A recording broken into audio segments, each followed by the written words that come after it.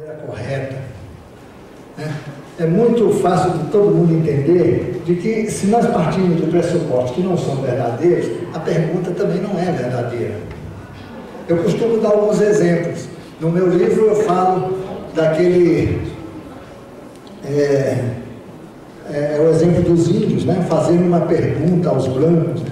Como é que vocês conseguem diminuir os seus semelhantes ao ponto deles caberem dentro daquela caixa que vocês chamam de televisão, e apesar da cabeça ficar pequenininha, continua pensando, apesar da boca pequenininha, fala com potência. Como vocês conseguem fazer isso, né? É uma pergunta que parece ter fundamento, parece ter consistência, mas à luz da cultura, vamos dizer, de uma tribo indígena, essa pergunta procede. Afinal de contas, é uma caixa de uma pessoa que aparece lá na tela. Como é que consegue diminuir as pessoas tanto assim, né? Somos grandes, olha, eles aparecem pequenininhos. As nossas perguntas, normalmente, em relação a espaciais, ao cosmos, à espiritualidade, a todas essas coisas, são tão imbecis quanto essa pergunta. Quer dizer, elas parecem ter lastro, parecem ter consistência, mas na verdade não tem. Por quê? Porque justamente ela parte de pressupostos que são falsos. Pelo menos, eles são... por exemplo, como outro exemplo também que eu já dei conversando lá fora, sobre uma criança que chega para o pai e para a mãe e disse assim: e se vem gêmeos, mamãe, vem duas cegonhas e uma cegonha mais forte carregando dois? É uma pergunta difícil de resolver, né? Quem é que responderia? Os pais que numa situação dessa, né? Meu Deus do céu, né? Vai ter que explicar se é uma cegonha forte para trazer duas crianças, ou se são duas cegonhas, cada uma trazendo um par, né? Um dos gêmeos. E é dessa maneira que nós fazemos as perguntas, né? Vocês imaginam a paciência que eles têm, né? Essas inteligências na interação com a cultura humana terrestre, para poder compreender, inclusive, os motivos pelos quais nós fazemos essas perguntas, né? Que não procedem. Discussões seríssimas, discussões até de muito bom nível, como estava acontecendo aqui na palestra daquele professor do IBPEX, que eu achei considerações muito importantes. A gente discute sobre terrestres, não terrestres, sobre o dia do contato, sobre a procedência deles, a discussão dos cientistas, não é que eles veem, problema das distâncias. Gente, tudo isso é papo de cegonha. Se vocês entenderem realmente como os espaciais enxergam a realidade, vocês teriam vergonha, nós todos teríamos vergonha de fazer essas perguntas, porque elas realmente não têm consistência, né? Existe um fato que é contado pelo general Shoa, num dos livros dele, que é muito ilustrador dessa situação. Foi indagado para um espacial que estava presente numa experiência próxima a Brasília, sobre de onde é que eles vinham. E eles falaram que aquela questão não cabia, porque eles não se locomoviam, eles se manifestavam. Então, veja, de onde é que vocês vêm? Parece uma pergunta muito lógica, não parece? Você não perguntaria se fica um cara desse assim na tua frente: onde é que vocês vêm? O sujeito olha para você, olha para o lado, olha para o outro, diz: meu Deus, né? Minha querida, eu não venho de lugar nenhum, eu me manifesto, eu sou onde eu quero ser. Aí a tua pergunta, né? A segunda você já não faz, né? A partir daí você não faz mais pergunta nenhuma, porque você começou a perceber de que muito provavelmente as suas outras perguntas também não terão base, né? E há muitos casos semelhantes. Eles falam: nós não trabalhamos nem com espaço, nem com tempo, com o conceito de vocês de espaço e de tempo. Se eles não trabalham com o nosso conceito de espaço, isto é, com a ideia que temos de espaço, nem de tempo, também não trabalham com o nosso conceito de velocidade, porque velocidade é um quociente, né? É aquele famoso delta-V dividido por delta-T da nossa física ginasiana, velocidade dividida pelo tempo. É o nosso conceito básico da física newtoniana para a velocidade. Se eles não trabalham com nenhum desses dois elementos desse pequeno quociente, não trabalham com o resultado, portanto não trabalham também com o nosso conceito de velocidade. Por isso eles falam que eles não procedem, não vêm de lugar nenhum. Qualquer ponto do universo está distante o mesmo tempo.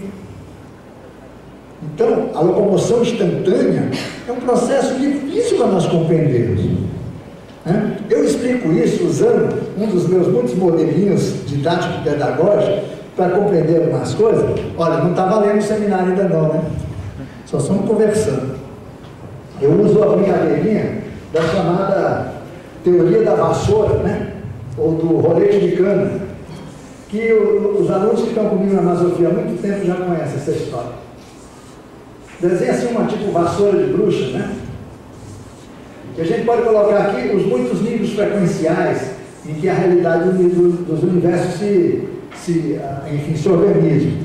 Se essa pontinha aqui é uma galáxia, e essa outra pontinha também é uma galáxia, como todas as realidades convergem para um ponto único, o que significa se manifestar?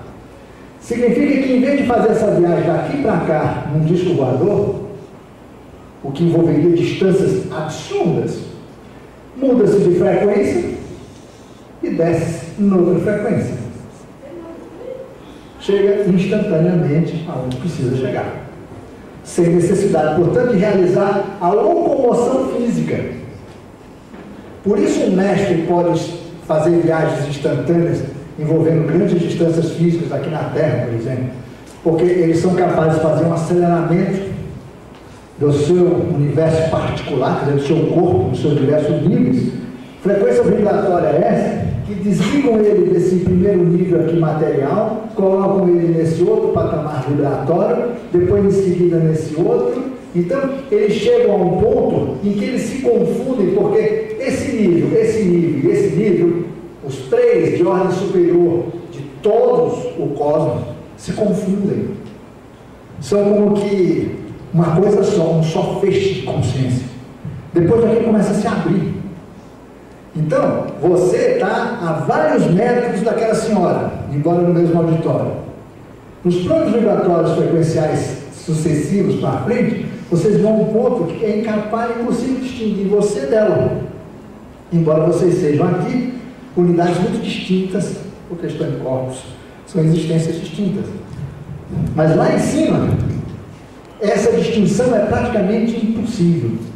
Embora exista aqui, sim, como um feixe.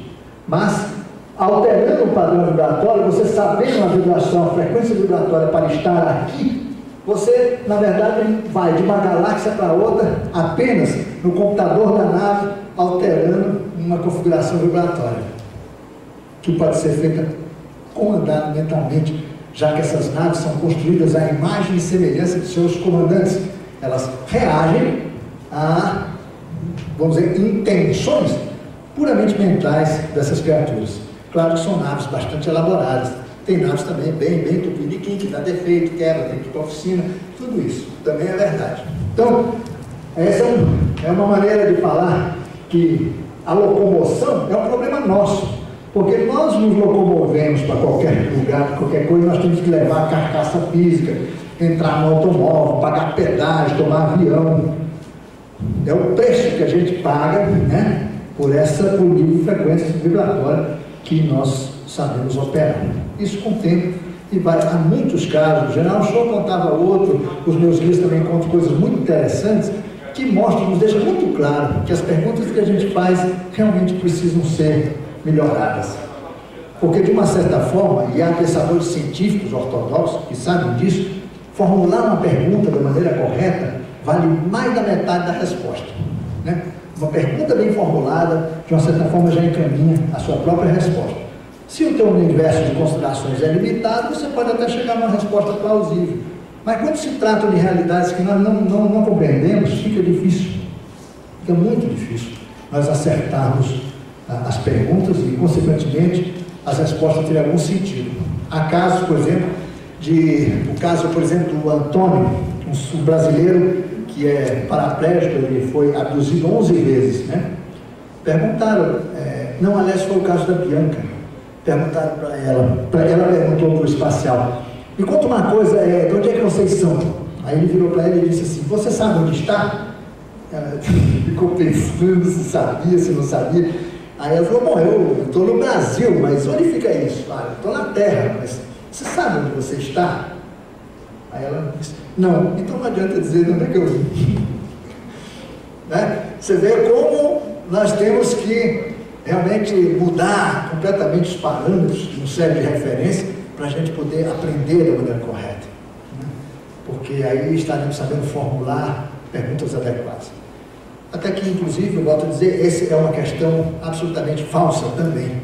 Nós vamos ver que perguntar, indagar e obter respostas é uma coisa mais típica da nossa visão tupiniquim terrestre.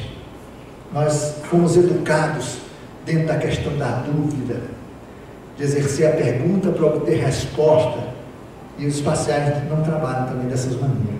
Afinal de contas, quem são esses caras, como é que fazem, quem são, enfim, como interagem, né? Por que a primeira vez que a gente vê um sujeito desse, a gente faz uma pergunta? É uma cretinice incrível, né? É que nem, enquanto o professor, já faz logo a pergunta: quem é você? O que você quer? De onde você vem? Né? Por que eu? Logo eu? Né? Quando vocês não fizeram essa pergunta, né? Há coisas muito interessantes, quando na verdade essas perguntas, elas têm um interesse muito restrito, a resposta não teria qualquer importância se nós formos a fundo mesmo e vermos que perguntas e respostas fazem parte de uma realidade muito maior, nós não precisamos trabalhar com esse tipo de coisa. E tem casos engraçados, né? Como, por exemplo, eu conheci uma contactada, que muito amiga da doutora Irene Grank, famosa ufóloga, e a filha Chica Grank.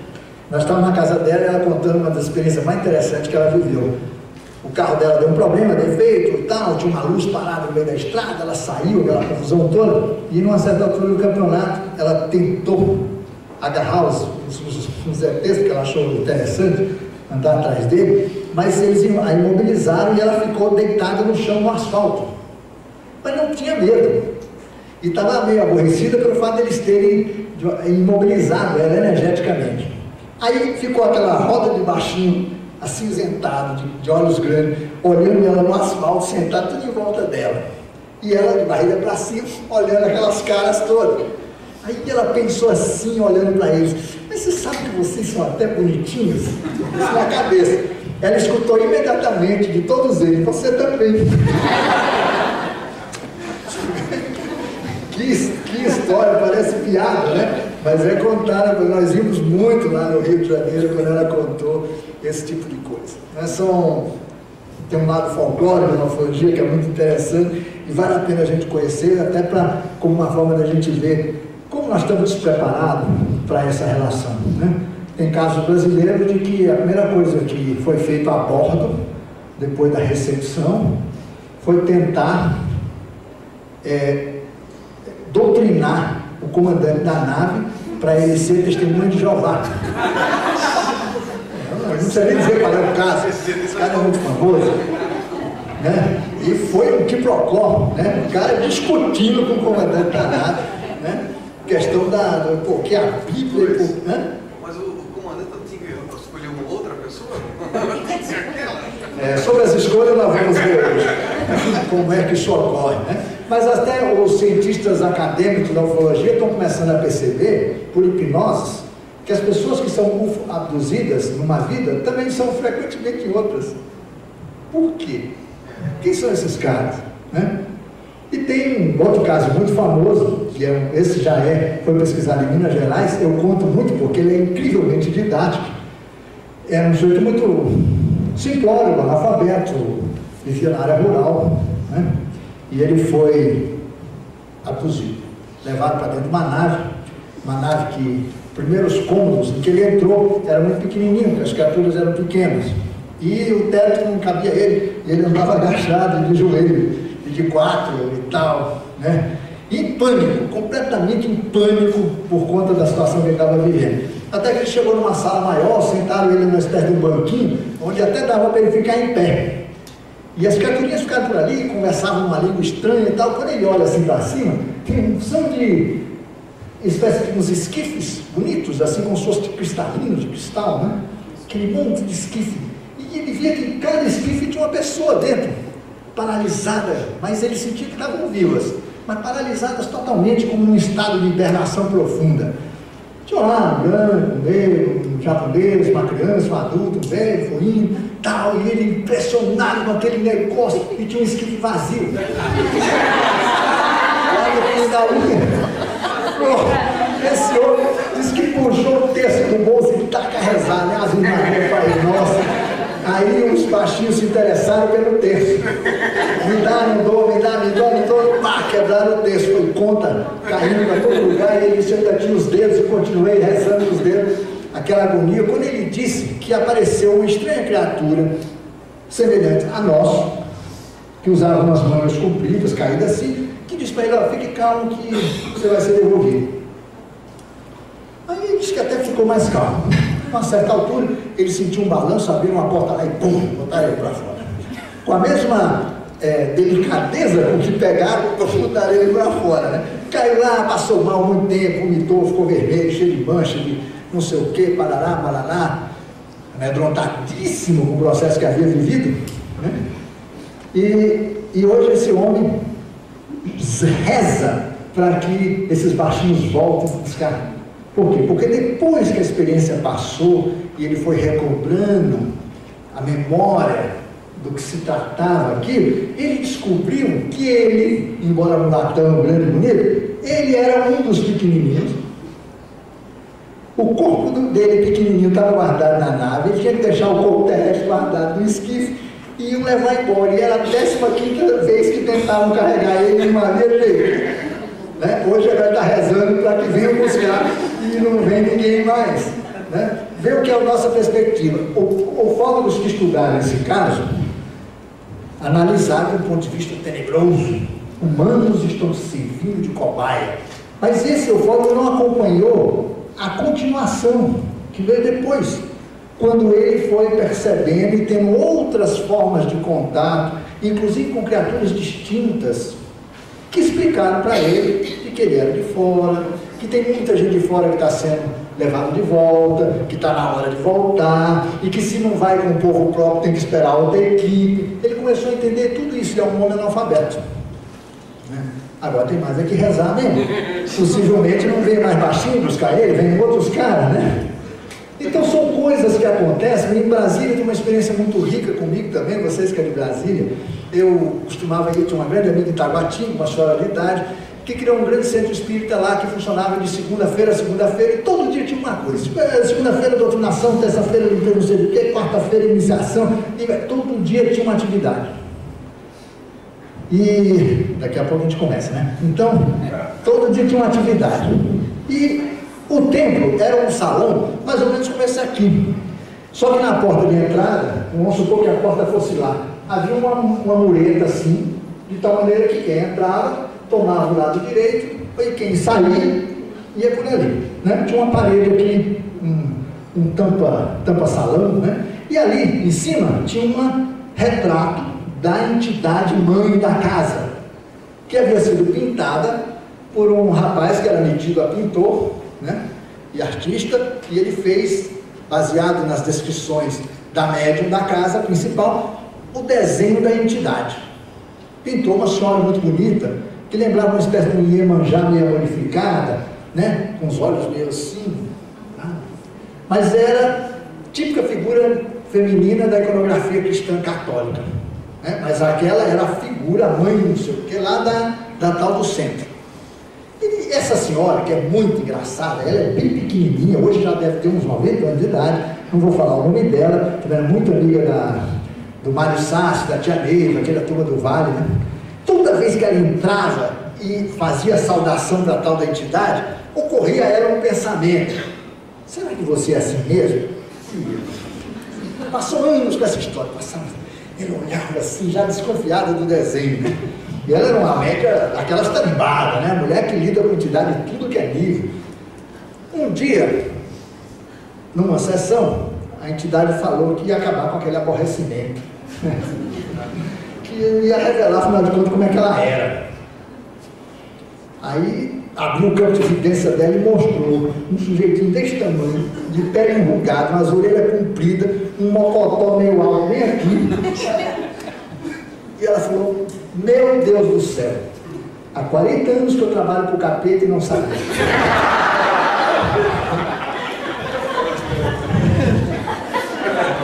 Ainda bem que ela conhecia, era amigo do Luiz Gonzaga. Aí o Luiz Gonzaga vai explicar para ela, né, o que é um Dino, o que é um Beberone, como é que evolui, por que ele está manifestado daquela forma, quem são essas criaturas, não sei o quê. Aí depois ela disse que não consegue mais esconder. A foto da mulher ainda está lá, mas ela entra e dá aquela risadinha sarcástica e entra na sala dela. Você vê, a pessoa teve que construir uma nova visão de cosmos para compreender por que as entidades se mostravam de um jeito que de fato não eram, e também para entender por que uma criatura tão evoluída tinha um aspecto tão estranho que parecia, como ela dizia, um rato molhado, né? Um negócio realmente bem complicado. Então, ou nós abrimos a nossa perspectiva de entendimento e passamos a ter realmente uma visão muito mais ampla de realidade, ou nós vamos continuar fazendo pergunta quietinha, e quando os fatos se mostrarem, a nossa interpretação vai estar limitada à nossa capacidade de entendimento, de discernimento. Eu não diria nem intelectual, mas vibratório, emocional, espiritual, que seja, né? Por isso acontecem essas perguntas. Gonzaga, toda noite eu sonho com dor de cara. Tem uns lindos que eu tenho até vontade de ir com eles, mas tem uns outros que eu não sei se é bonzinho, se é malzinho. O conceito de bem e mal é outro problema nosso. Problema sério, grave, essa mania de a gente classificar certo e errado, bom e mal, feio e bonito, esse negócio todo, né? Típico, inclusive, toda a nossa ciência trabalha com essa perspectiva, né? Trabalha com a ideia de classificar, de estabelecer parâmetros de referência, ou então de delimitar um universo de fenômenos para estudar aquilo e buscar a fundo aquilo que significa, sem entender as correlações daquele pequeno universo com um monte de outras coisas, né? Bom, mas agora, que acho que já está todo mundo aí, nós vamos começar com o nosso tema, né? E vou começar fazendo uma afirmativa que com o tempo vai se elucidando à medida que a gente for conversando. Do ponto de vista do entendimento amazófico, essa palestra não precisava mais acontecer. Que chutaria, né? O porquê não precisaria mais acontecer. Porque quando um fato se dá no nível material, ele já ocorreu em essência nos outros níveis. Isso aqui é a pontinha de um iceberg gigantesco de inter-relações pessoais, interpessoais, de grupos, de famílias espirituais, de missões e equipes de espaciais distintas, com missões de tarefas distintas no planeta Terra, que marcaram esse encontro, não só há bastante tempo, mas em outros níveis de vibração, de entendimento, de consciência, onde de fato os encontros ocorrem. Como a coisa se viabiliza no ponto, no nível material, apenas consagra um universo, uma sequência de decisões que foram tomadas em outros níveis. Você não lembra dela, certamente você não lembra dele, ele certamente não lembra dela, e talvez você nunca tenha visto ela aqui. Mas muito possivelmente, afinidades enormes fizeram com que vocês duas, num universo de bilhões de galáxias, uma quantidade infinita de estruturas evolucionárias, vocês foram parar justamente na mesma sala do Hotel Lison, no ano 2005, da era cristã, no programa do Rafael Cury. Não é possível, é muita coincidência, né? Na verdade, isso tudo é combinado com muita antecedência. Muita antecedência. Nós todos convergimos para esse ponto. Nós não decidimos vir à palestra do Gonzaga, né? E não só vocês que estão aqui fisicamente, porque se a casa tem videntes e tem sensitivos, percebe que tem um bando de pessoas aqui, mais ou menos avançadas, assistindo também, ocupando as cadeiras vazias, espaços vazios, afora outros instrutores que vêm dar palestras particulares. Enquanto eu engano vocês, eles realmente resolvem os problemas que têm que ser resolvidos. Fazem cirurgias psíquicas, mudam aparelhinhos, tem uns que saem com umas coisas esquisitas, né? Outros que entraram com um monte de pindurucaia e deixam tudo aqui, né? Desce cabo de luz, é que nem estúdio de televisão quando dá uma palestra. E eu sempre falei isso, as pessoas pensam que eu estou brincando, e eu não estou brincando. É assim que ocorre. Pega, por exemplo, uma pessoa que realmente tem esse tipo de evidência nessa nível de frequência, Eles veem um monte de pequenininhos, de grandinhos andando aqui por dentro, fazendo um monte de coisa. Chega ali com uma tomada nela, puxa esse cabo e liga, não sei, no chakra do outro lá. Troco de quê?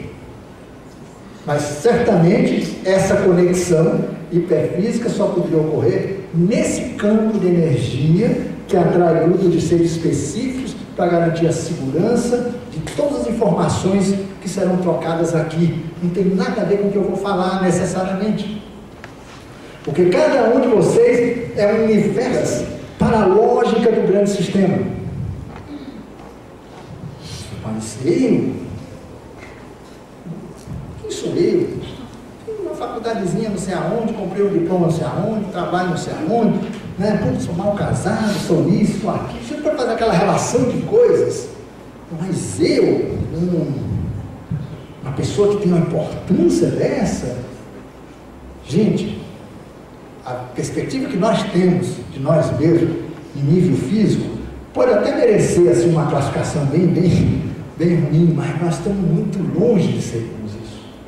Nós somos existências, e quem está aqui presente é apenas uma das muitas manifestações, às vezes, de uma só existência. Mas, para introduzir o tema que nós vamos trabalhar, nós vamos ter que conversar sobre outra coisa. Portanto, até o fim do papo vocês vão compreender por que a palestra não precisava mais acontecer. Tudo é demarcado, até a Inês chegar atrasada, tudo isso faz parte de um esquema combinado, porque até ela chegar, algumas coisas já tinham que ser resolvidas, mas ela chega, outras coisas, ela vem com a turma dela, né? E assim, vem com os guias dela, já é outro assunto, né? Então, tudo é assim, mudou a energia, porque um fato novo ocorreu, né? Eu lembro umas coisas que o Mário Sassi foi esposo da grande sensitiva tia Neiva, que criou aquele lugar estranho em Brasília, perto de Brasília, chamado Vale do Amanhecer, né? Um dia, uma entidade chegou para tia Neiva e falou: você tem que falar para as pessoas num determinado lugar lá.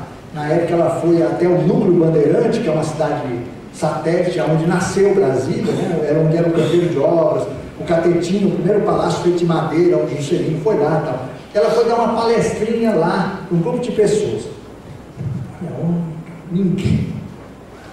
Ficou aquela história, a entidade falou que a casa ia estar lotada.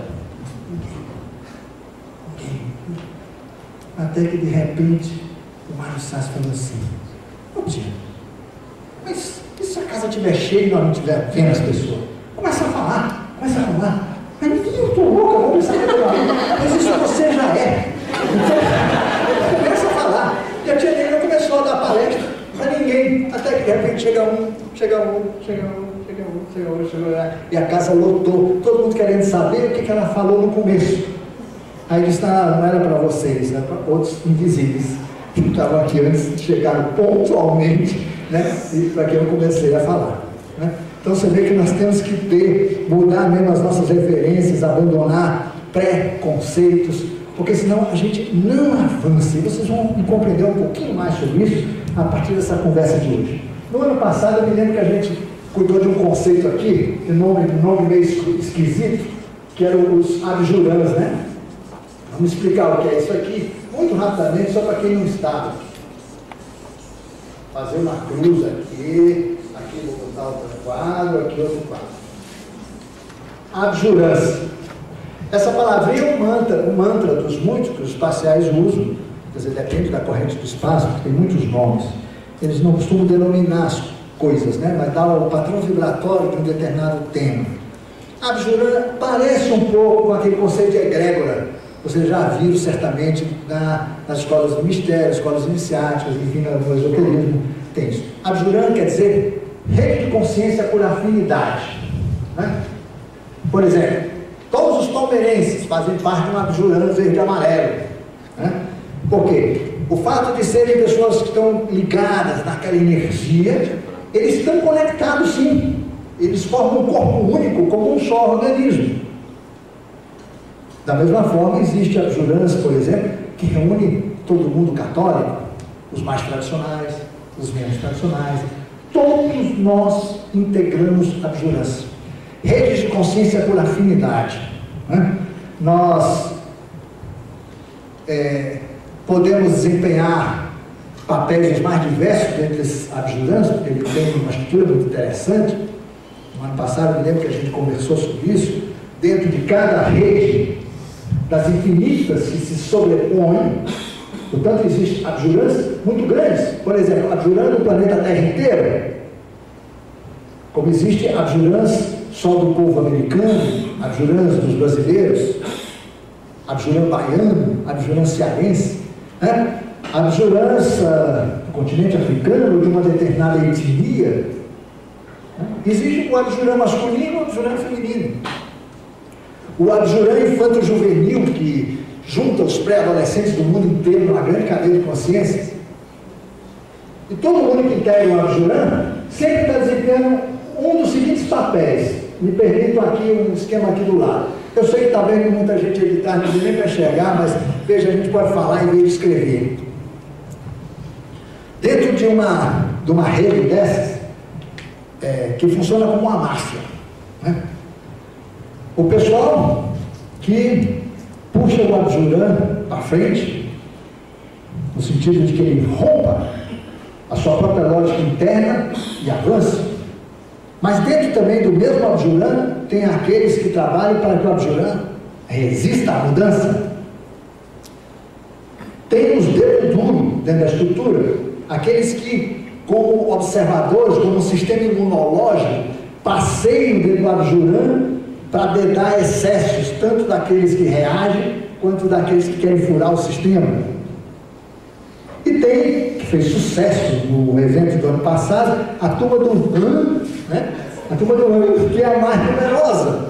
É o pessoal que não sabe nem exatamente onde é que está, abjurando aonde, né? O cara não sabe, meu filho, decida, o que é isso, né? Aqueles camaradas que são a massa de manobra dos abjurantes.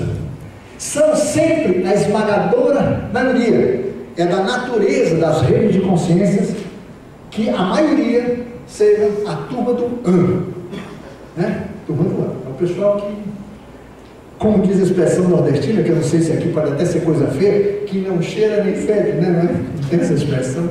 Pois bem. Mas tem a turma que quer furar a trama do abjurã para levá-lo adiante. Tem o pessoal que reage. Isso faz parte da estrutura. Claro que eles são muito mais complexos, mas não vamos aprofundar esse tipo de coisa aqui. Mas, o que caracteriza esses grandes agrupamentos de consciência vamos dizer assim, o nível de entendimento que essas criaturas têm de si mesmo e da realidade. Não? Tem até uma piadinha aqui, Albert Einstein chega numa festa. Muita gente que recebe esse spam deve ter recebido isso também pela internet. Albert Einstein chega numa festa, pergunta para o sujeito, qual é o seu QI? O sujeito, 250. Aí eles começam a conversar sobre física quântica nuclear e por aí. Aí ele cansa daquela conversa, vai dizer, qual é o seu QI? O sujeito diz, 200. Aí ele muda para a política econômica internacional, etc. E vai. Até que chegou um sujeito lá e disse, qual é o seu QI? O sujeito diz, 10. Ele pode escrever, te falou, é isso aí, né?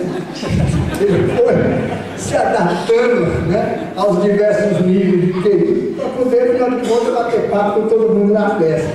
Bom, os abjurantes, ele reúne pessoas por afinidade, por campos de interesse, por nível frequencial, vamos dizer assim, num sentido muito amplo da expressão. Não vamos detalhar, eu acho que é fácil a gente compreender isso dentro dessa maneira de colocar. Mas existe aqui desse outro lado uma coisa que se chama os jurans. Ali tem hábitos junto, no início, né? Aqui são os jurans.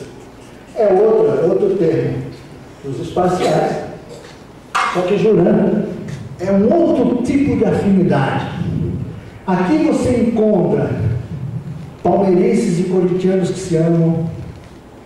Aqui você encontra pessoas que, embora integrem abjurantes distintos, têm profunda relação uns com os outros, relação espiritual. Então, os jurans são redes de consciência por um outro tipo de afinidade. Diríamos a afinidade espiritual, aquela que você olha para o sujeito e o santo, como é que é? Bate. Mesmo que você descubra que ele é corintiano, sabe que ele é isso, que ele é aquilo, meu Deus, ela resolvia atacar o Corinthians, por quê, né? Mas mesmo que aquela pessoa não comungue do teu universo de interesse e preocupações, você mesmo, portanto, que ele não frequente o teu mesmo adjurando, você tem com ele uma grande afinidade espiritual. Quer dizer, a sua estrutura evolucional, a tua, vamos dizer assim, a tua complexidade monádica ou ionádica, como vocês queiram dizer, ela guarda semelhança, elas se espelham. É aquelas pessoas que você bate o olho e já conheço. Chama. Independentemente do juízo que você possa vir ou não a fazer a respeito daquela pessoa, a afinidade é instantânea. Por isso que eu costumo dizer quando conheço algumas pessoas, olha, se alguém perguntar, diz, faz 20 anos que a gente se conhece, né? Por quê? Porque a gente sente que, de fato, há alguma coisa que transcende qualquer nível de explicação que possa ser classificada aqui. Então, jurans são redes que, embora os elementos participantes façam parte de adjurans distintos, também formam poderosíssimas redes de consciência. Nós não somos, portanto, vocês estão vendo, sozinhos. Certamente, você faz parte de um conjunto de adjurans, mais ou menos amplos, conforme os teus interesses, conforme o teu foco em cada época da tua vida, né? E naturalmente, você, dentro de um grande adjuran, você está dentro de sub-adjurans, né? Isso é fácil de entender, teoria de conjunto dá uma noção para todo mundo disso. Isso vale também para o outro lado. No entanto, as tuas relações de afinidade espiritual não necessariamente estão nesse mesmo universo de indivíduos com quem você compartilha os campos de interesse comum, né? Às vezes estão fora completamente. Outras vezes há uma relativa coincidência, isso é muito interessante que aconteça, mas não é verdade sempre. Bom, mas existem. Então, nós todos sempre estamos, fazemos parte de adjurans aqui, mais ou menos amplos, e fazemos parte de jurans também. Essa rede tem características um pouco diferentes dessas, porque aqui não ocorre o fenômeno, a natureza da estrutura dessa rede não é semelhante àquela, não existe aqueles caras que reagem, não existe os que tentam furar o bloqueio, não existe os dedos duros que ficam zanzando por dentro da rede, tentando dedar a estrutura, e nem existe a turma do ano. É uma rede diferente, ela se organiza de uma maneira diferente, e é extremamente poderosa por um fato muito interessante. Ela é praticamente indissolúvel, e ela quase que só cresce, ela raramente diminui. Ou seja, as nossas relações de afinidade espiritual, são praticamente eternas. Somos ou seremos pessoas vinculadas uns aos outros, do ponto de vista espiritual, independentemente do planeta que habitamos, do processo evolutivo no qual estamos submetidos, da missão espacial na qual eventualmente estejamos metidos, não importa.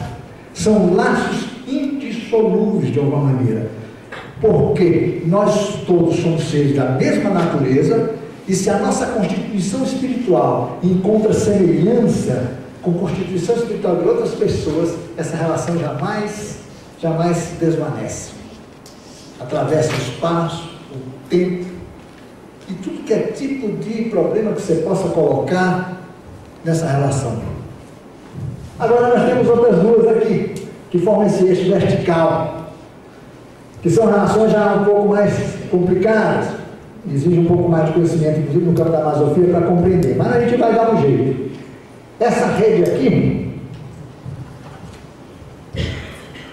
tem um nome que até muita gente vai identificar, né? E são chamadas correntes, né? Rede também serve. Os Édens é uma parte de uma palavra chamada Édena, que quem estuda a Masofia sabe. Nós vamos já falar o que é. O que é isso daí? Essa rede, que tem natureza distinta dessas outras duas aqui, né? Relacionam pessoas pela origem cósmica, em que sistema a pessoa se individualizou como criatura, né? Ela guarda afinidades com todos os seres que se individualizaram naquele sistema, ou naquela galáxia, ou naquela estrutura. São as redes de, como que eu diria, de origem, né? A natividade do ser. São aquelas que eu diria de linha existencial. Se eu e a senhora, eventualmente nos individualizamos num sistema, sei lá onde, muito distante daqui, né? Pode explicar o fato de estarmos juntos aqui. Compreende? Quer dizer, essas criaturas que tiveram a sua individualização como criatura humana, daqui a pouco eu detalho um pouco isso, tem uma ligação que, independentemente de existir ou não afinidades espirituais, de integrar ou não áreas de interesse comum ao longo de seus processos, tem uma raiz comum. E aqui existe uma outra tipo de rede, a Nayá, que no conjunto desses dois sons é que existe a palavra Éderna, escrito com 2 N's, que quer dizer linha existencial, depois nós vamos ver. A Nayá já é uma coisa diferente. A Nayá é a rede de consanguinidade, é a rede, vamos dizer, o caminho que você escolhe para o seu processo de manifestação um dia na matéria. Eu diria que é a escolha da linhagem de DNA cósmico. Todo ser, ele tende um dia a se manifestar materialmente. Ele escolhe, portanto, uma trilha de organização do seu processo de manifestação física. Lentamente esse ser vem, ao longo da cadeia evolutiva, buscando um dia a sua manifestação no plano material, até que ocorre em um determinado planeta. A família genético-biológica que ele escolhe é uma rede, que chama-se Anayá.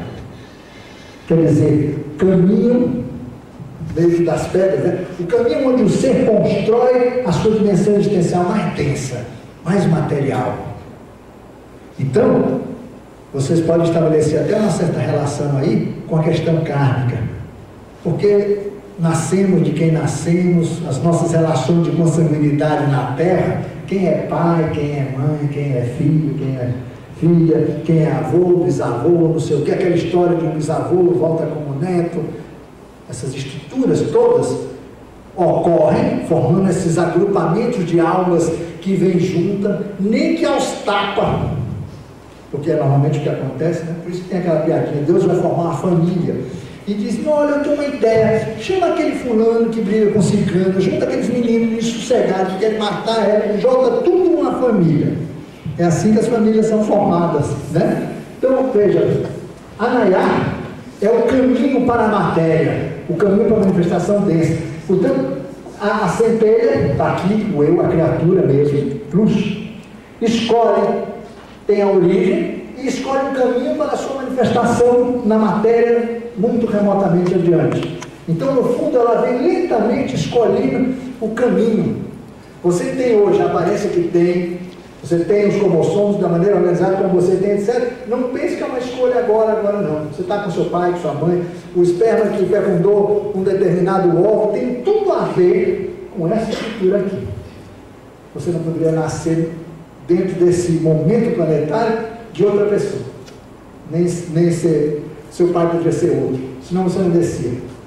Portanto, há correlações estreitíssimas e muito complexas, herança genética, né?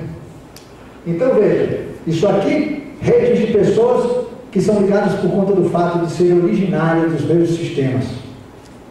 Aqui, as pessoas, à medida que vão avançando, vão lentamente distinguindo entre 144 mil sistemas possíveis de evolução da matéria. Olha o número 144.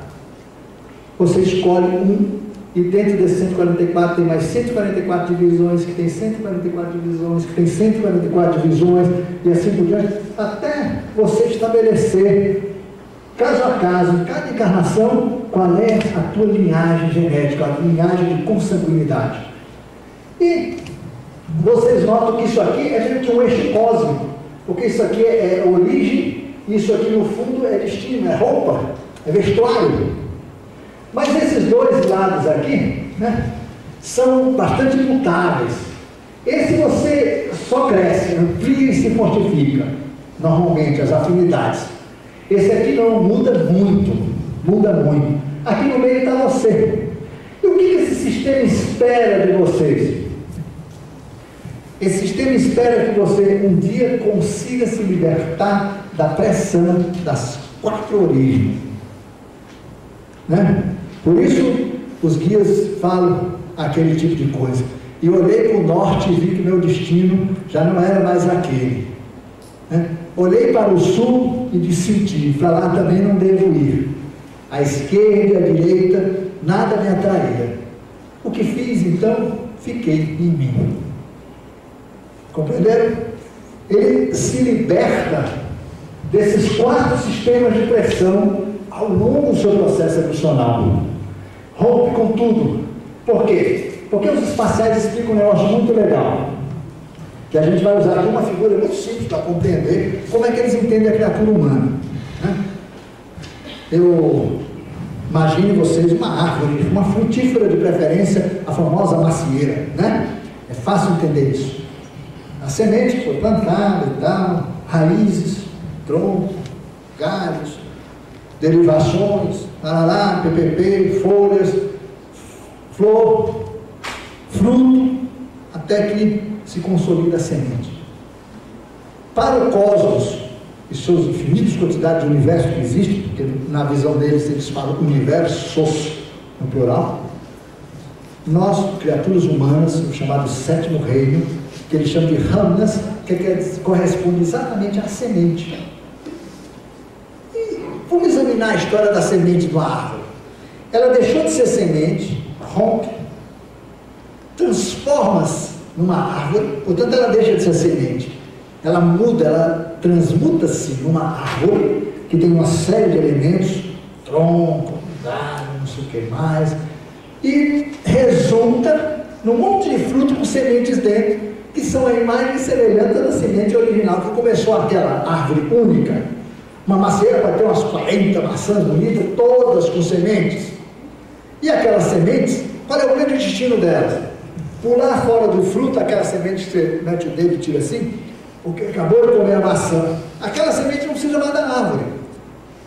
Na verdade, ela não passou a ser independente da árvore que lhe deu origem. Nós somos criaturas que, no nosso universo, no universo onde nos individualizamos como criatura única, nós somos sementes. De quê? De outras árvores. E o mestre já dizia, sois deuses e não sabeis. Ou seja, diria o engenheiro agrônomo, né? Você é uma semente de macieira e não sacou ainda, não caiu a ficha. Mas você, nós todos, não temos ainda a maturidade de ficar independente completamente da árvore da qual nos originamos. Nós somos aquela fase da semente que ainda está mal formada. Se fosse retirado do fruto e plantado, não ia dar certo. Talvez a gente esteja ainda semente em potencial, ainda é flor, nem a fruta não se formou. Então nós somos deuses em potencial ainda. Ansiamos por nos tornar sementes.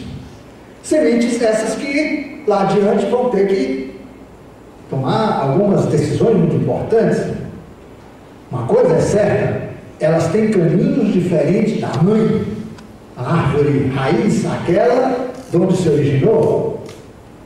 Você imagine o que é para uma árvore, assim como é para uma mãe, uma árvore cheia de sementes. Ela olha aquele bando de fruto e diz, meu Deus, quantos concorrentes. Todos deuses, né? Como eu sou. Só que eu sou uma semente que virou árvore. E todas essas árvores penduradas nos meus próprios galhos. Assim são os universos. Que transformados, né? Que vindo de casais raízes, que eu acho que é a maior das revelações extraterrestres, que todos os universos derivam de casais cósmicos, que se fazem, que se tornam cósmicos, dão origem a um bando de Deus, e esses deuses traquinas ficam treinando divindade dentro do seu território. enchendo o saco da divindade principal, né, até que eles se tornem também deuses plenos o suficiente para abandonar a árvore e ir lá num outro lugar, abdicar da sua condição de casal e dar origem a uma árvore, deixando com suas cascas apodreçam, se transforme no primo humus, aonde aquela semente germina e começa a nascer tudo em potencial, com todas as frutas e as muitas gerações de frutas que virão. Solo fértil, ela vai embora. Onde está o casal raiz? Ele deixa de ser uma semente plantada num ponto, ele passa a ser uma árvore.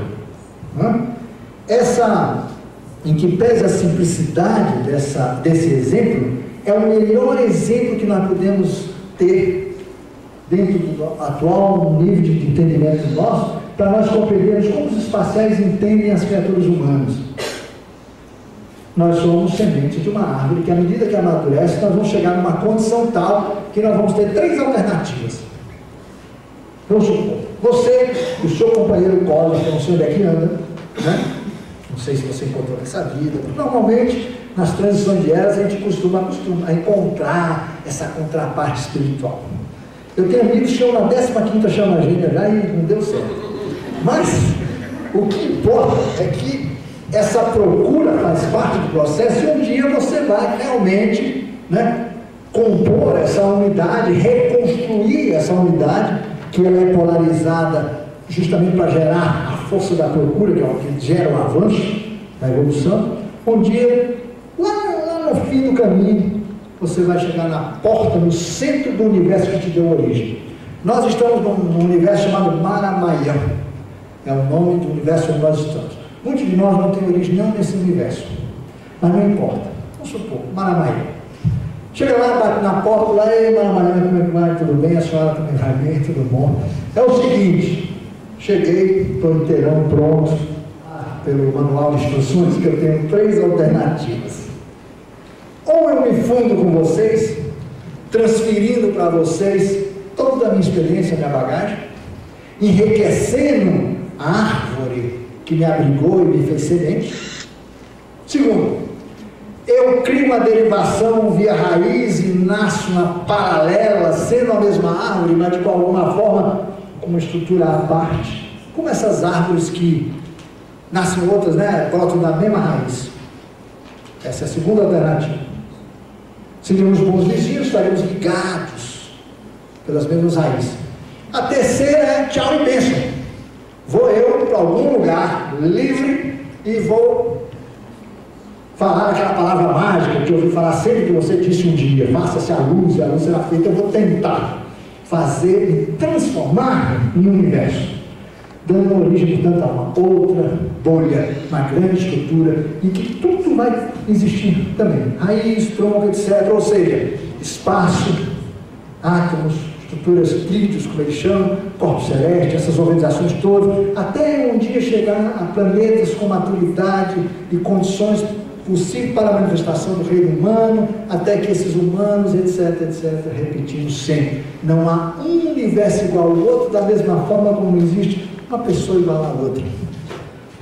Todas as qualidades e até, diríamos, entre aspas, defeitos que nós humanos temos, os espaciais consideram isso válido para qualquer tipo de criatura, em qualquer escala de ordenamento.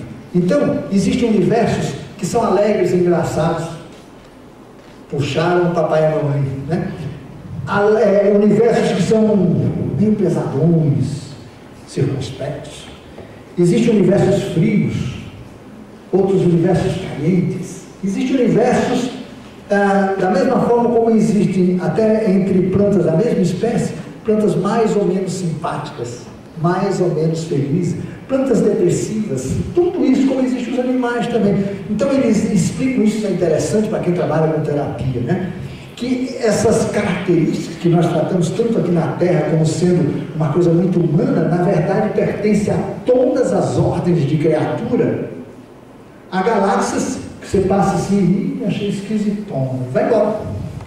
Só no dia que vocês tiverem os seus discos voadores, hein? poderão achar uma galáxia mais ou menos acolhedora, porque essas estruturas todas também têm essas, vamos dizer, características que nós achamos tão peculiares da criatura humana e não são só delas, volto a dizer.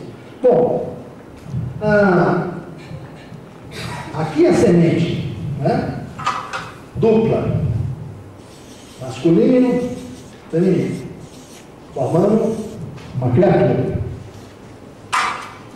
Essa criatura, ao longo do processo, nós não vamos ter tempo para discutir isso aqui, no início do processo ela não é individualizada, não é uma semente, ela está difusa, né? Como numa árvore, você não pode encontrar numa árvore novinha, não é capaz de identificar qualquer semente, na medida em que nem flor ela ainda não tem.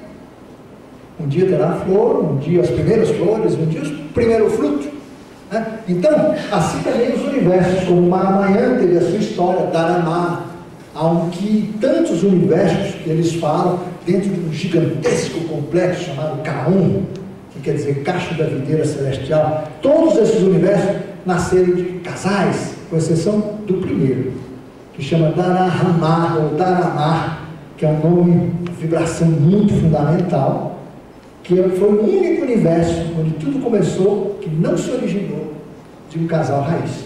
Mas nós não vamos conversar sobre isso agora.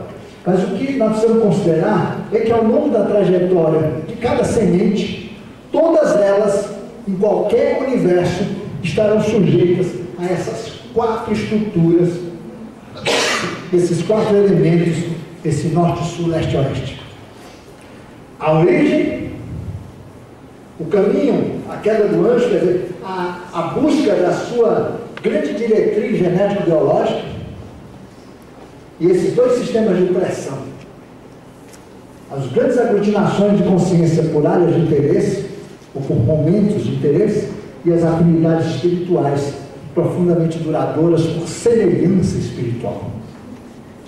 Então, essa reunião aqui pode ter pessoas, certamente tem, que integram abjurantes distintos, embora haja um abjurante do qual certamente todos nós fazemos parte. Qual é? O abjurante da ufologia.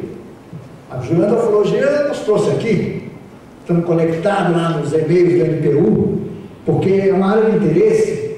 A gente vem aqui mesmo que seja para assistir os mesmos caras para falar as mesmas coisas, mas a gente vê os amigos, vê as pessoas conversam, mole, um monte de coisa, que aquilo nos anima, nos reaglutina, nos aproxima novamente, nos alimenta de alguma maneira, né? Então os abjurantes também são um negócio muito importante, não estou falando isso aqui por coisa negativa não, né? Mas é possível que aqui certamente também existem pessoas que estão aqui, e além de pertencerem a esse abjurante, têm entre si profundas ligações espirituais muito antigas, que também certamente determinaram o fato de estarem aqui juntos ou separadamente, que não se conheçam, mas estão juntos, vibrando aqui dentro. E as relações de parentesco, de consanguinidade, aqui também existem pais, filhos, filhas, etc. Certamente por conta dessas inter-relações de Anayá, a rede da evolução genético-biológica. Mas nós não podemos considerar apenas aqueles que estão fisicamente reunidos aqui. Nós temos que considerar também os que não estão com corpo físico, desencarnados, que estão aqui também, que têm afinidades, né? Sei lá se a turma do Rafael Cunha do outro lado também não é grande, né? Tem simpósio do Rafael, os espíritos, tudo. Vem para cá também, eles vão receber e-mail, mas recebem outras coisas, e ficam sabendo, né, da onde vai ser o próximo encontro, e vem aprender, vem escutar, vem integrar equipes de assistência e de apoio, né? De repente tem uma pessoa aqui que daqui um mês e tanto vai engravidar, às vezes o filho já veio junto assistir palestra e vem com assistência espiritual. Outras pessoas vão desencarnar em algum momento, também já vem a equipe do cirurgião que vai sacar o cara fora. Primeiro você vai assistir essa palestra, depois a gente te leva. Assim chega aqui menos ânca, vê se abre a cabeça, né? Que lá em cima se comemoram esses momentos, aqui a gente chora, né?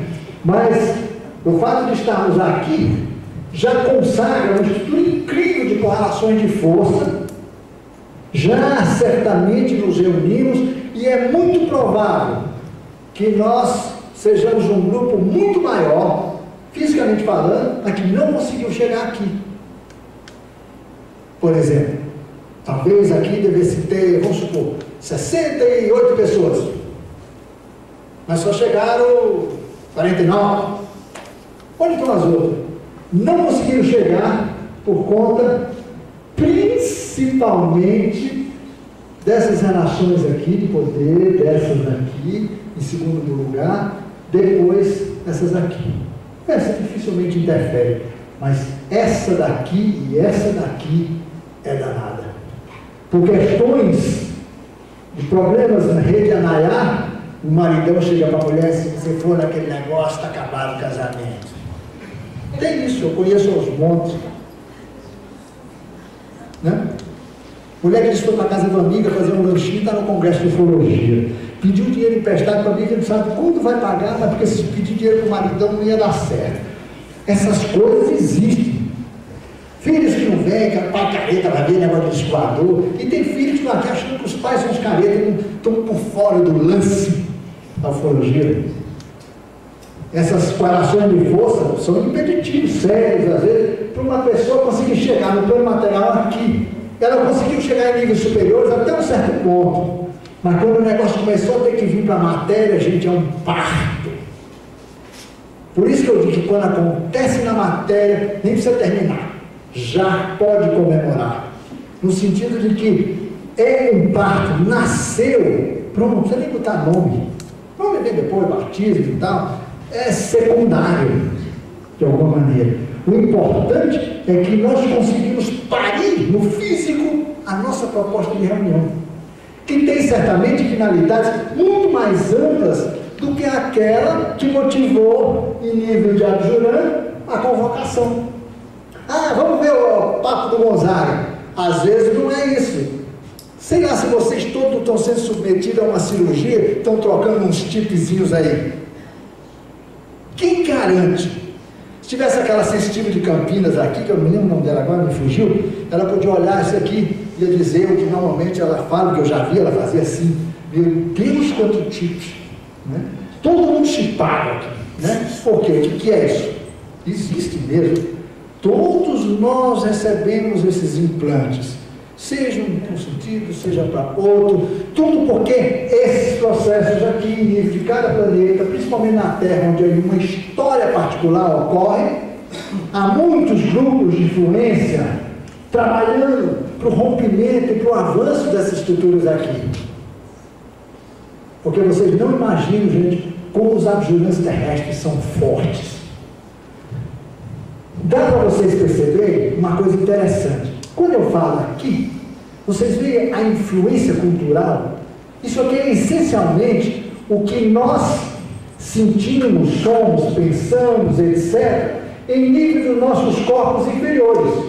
O físico, o etérico, o astral e o mental concreto, o quaternário inferior. Aqui a conexão, os três corpos superiores, vamos dizer assim. Então tudo isso é roupa. O ser mesmo vamos representar aqui pela luz. Essa parte de cima tem toda influência no processo, que é raiz, tem grande vinculação aqui. Mas esses 4 níveis aqui, o físico, o energético, o afetivo, emocional, o sexual, e esse aqui, o intelectivo, pensamento, mental concreto, memória, esses têm grande influência cultural.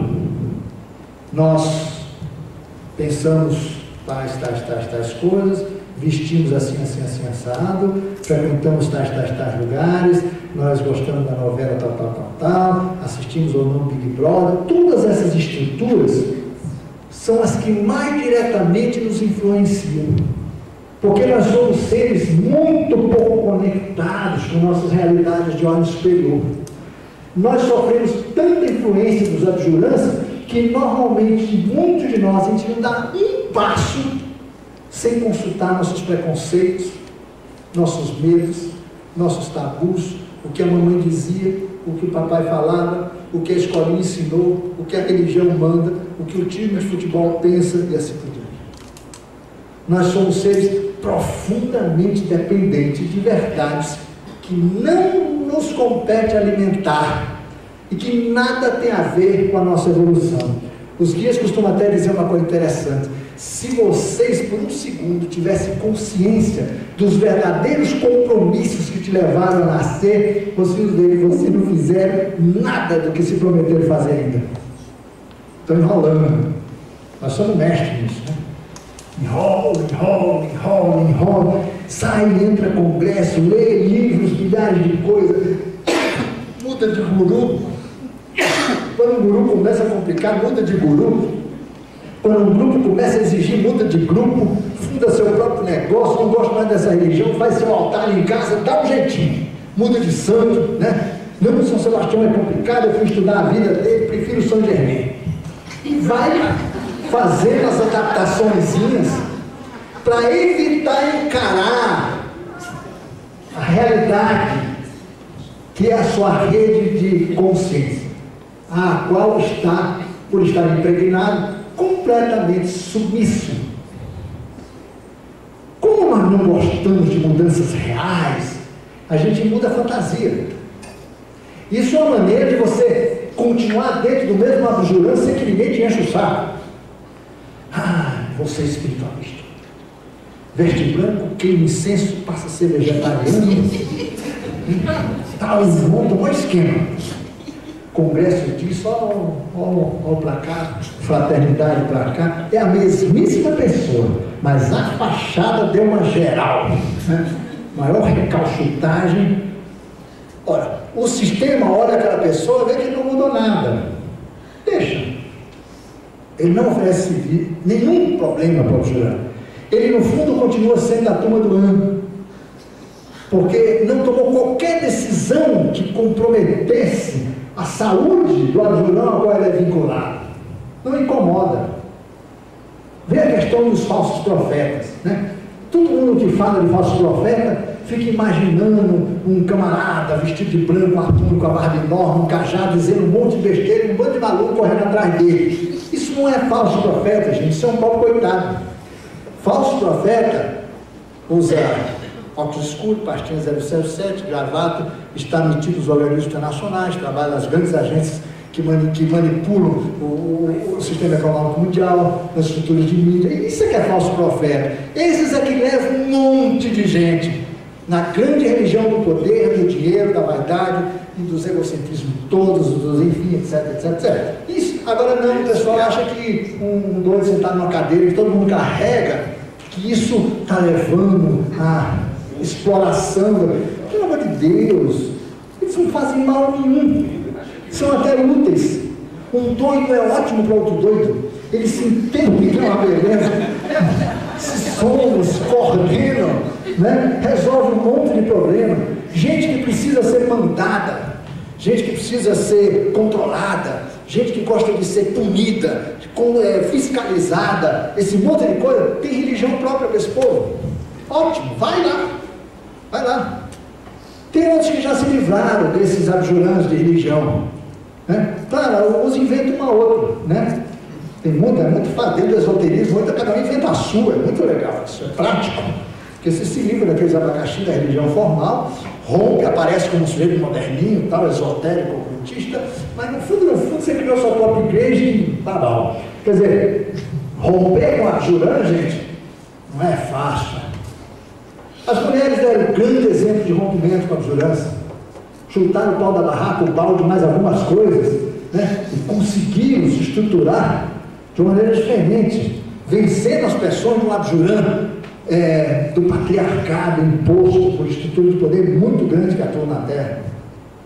Então construindo, resgatando a sua própria identidade e abrindo espaço para que o homem também resgate a sua própria, porque ele mesmo também estava completamente tomado por um universo de conceitos, preconceitos, etc. Tratava a sua companheira da mesma forma com que tratava a sua contraparte espiritual feminina, né? Submetia, né? Era impositivo, era autoritário, como é consigo mesmo. E dessa forma expressava isso na companheira, nas filhas. E essa relação toda foi uma luta imensa para rompimento do abjurando de uma sociedade patriarcal extremamente agressiva. Isso é uma conquista de ambos os sexos. Mas o papel da mulher aqui foi uma coisa fantástica. E a que preço? Vocês mulheres sabem o preço desse rompimento, né? Os homens ainda vão ver, porque nunca o elemento masculino no mundo viveu uma fase tão depressiva, tão para baixo como vive hoje. As mulheres estão num processo de crescimento, de avanço, de entendimento de si, de resgate. Os homens ainda estão no declínio de uma falta de percepção total. Mais adiante é que ele vai começar a se reconstruir novamente.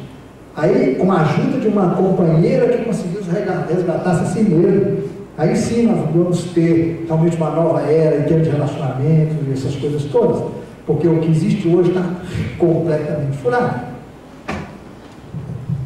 Essas estruturas da Nayar, aqui, estão ocorrendo revoluções extraordinárias, revoluções vamos dizer assim, imprescindíveis para que esse universo de pessoas que hoje vive o processo terrestre possa dar um salto de consciência.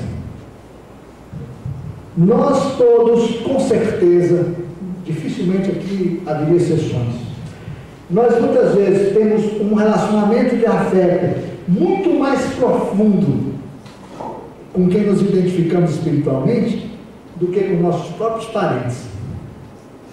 Somos mais irmãos, pai e mãe, somos mais amantes de pessoas com quem temos grande afinidade espiritual do que com aquelas pessoas que, por convenção, por um monte de outros problemas, por questão de ordem kármica, né, acabaram vivendo com a gente e assim por diante. Olha que coisa maluca. E isso está explodindo, né? Porque, se você me perguntar, Gonzaga, como é que a gente trabalha no sentido de romper com todos esses elementos? Essa área, essa rede daqui, pode nos levar a nos libertar disso aqui. Vocês sempre ouviram falar nas tradições herméticas a espiritualidade rompendo com ciclos reencarnatórios obrigatórios. E esse daqui pode perfeitamente ajudar você a romper com aquilo lá. As tuas afinidades espirituais são fundamentais para o autoconhecimento. E é o autoconhecimento que faz você se livrar de todas as pressões culturais, ou eu diria étnico-religiosas culturais, que são essencialmente os abjurantes, políticos inclusive, ideológicos, filosóficos. Abjurantes que às vezes são bem pequenos, mas funcionam exatamente como uma máfia. Se você tenta sair, te pega. Não é assim que as máfias funcionam? Você tenta botar um pezinho para fora, olha para um lado, olha para o outro, já tem nego dedando, olha lá. O sistema vai puxar você para dentro de novo. E se você avança um pouco mais, é maluco, é doido, é viado, é corno, chama de tudo, porque você não pode contrariar aquela estrutura. Eles encontram nenhum argumento, falsos, verdadeiros, procedentes, não importa. Cada sisteminha desse luta de uma maneira infernal para garantir a sua clientela, né?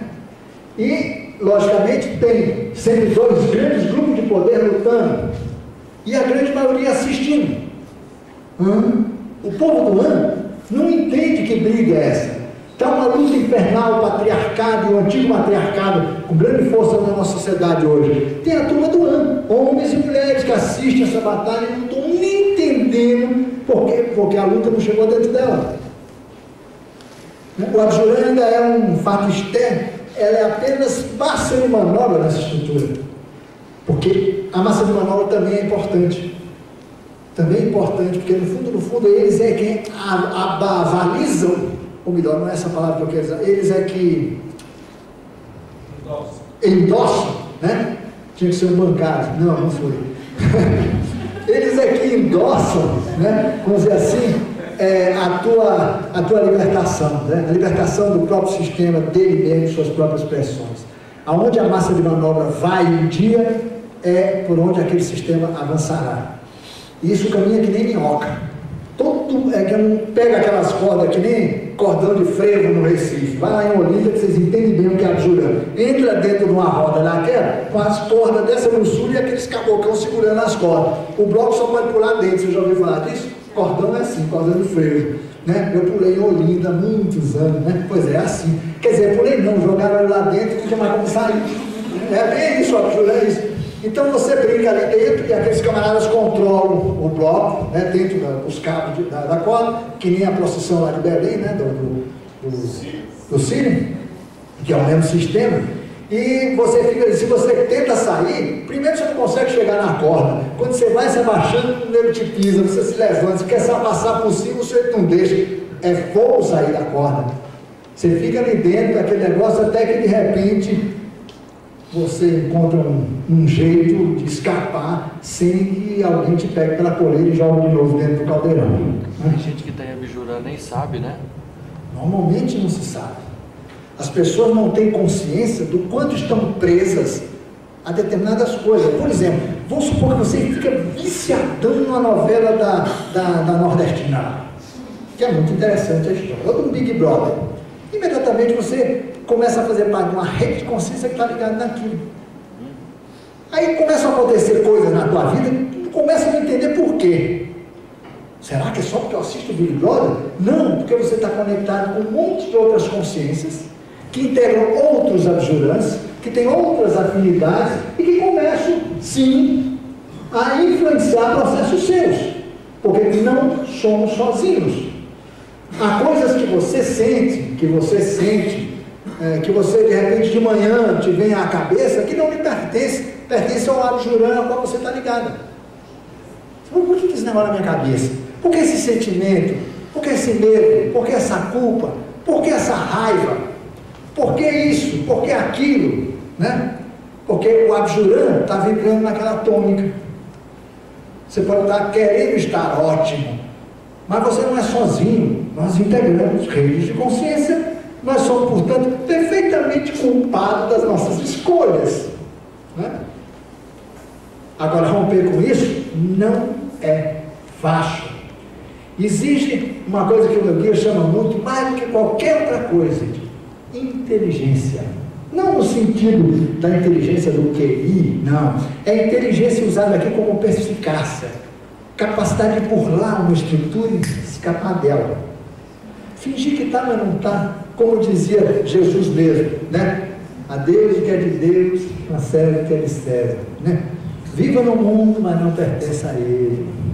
Isso tudo são dicas de esperteza cósmica, diria o general Scholler, né? Maneiras de você desenvolver uma capacidade de romper com estruturas muito poderosas de maneira sábia, para que ela não te obrigue a retornar e numa condição bastante desfavorável, porque toda vez que o mafioso pula fora, volta para dentro na pior das escalas hierárquicas.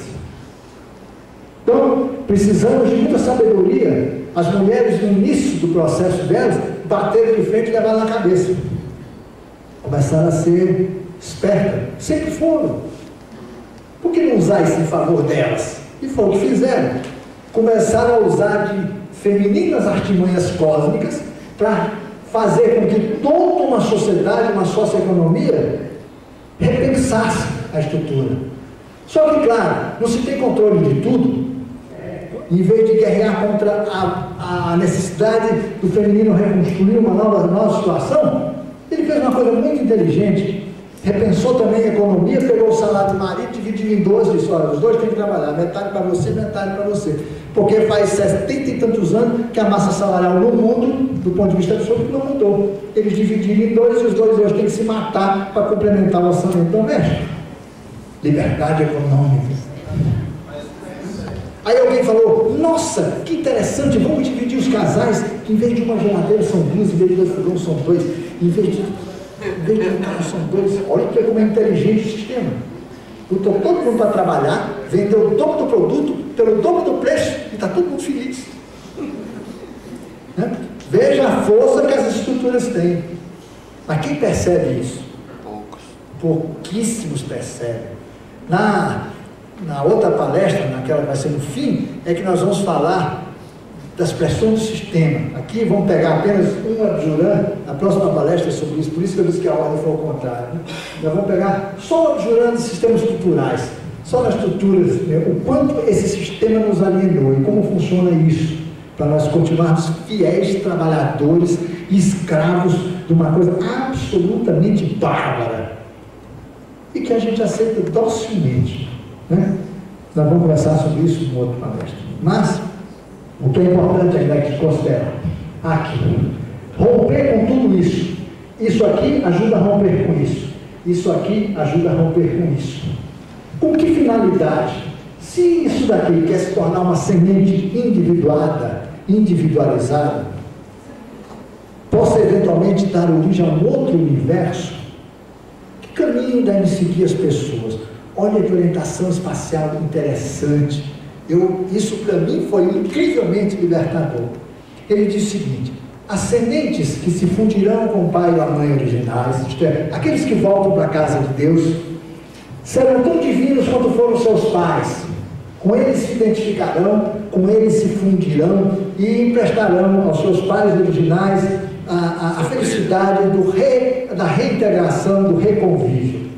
A esmagadora maioria das criaturas em todos os universos voltam para a casa do pai e da mãe cósmicos e se fundem com ele. E com ele se consumem, né? Apenas prolongam a existência do universo deles, original.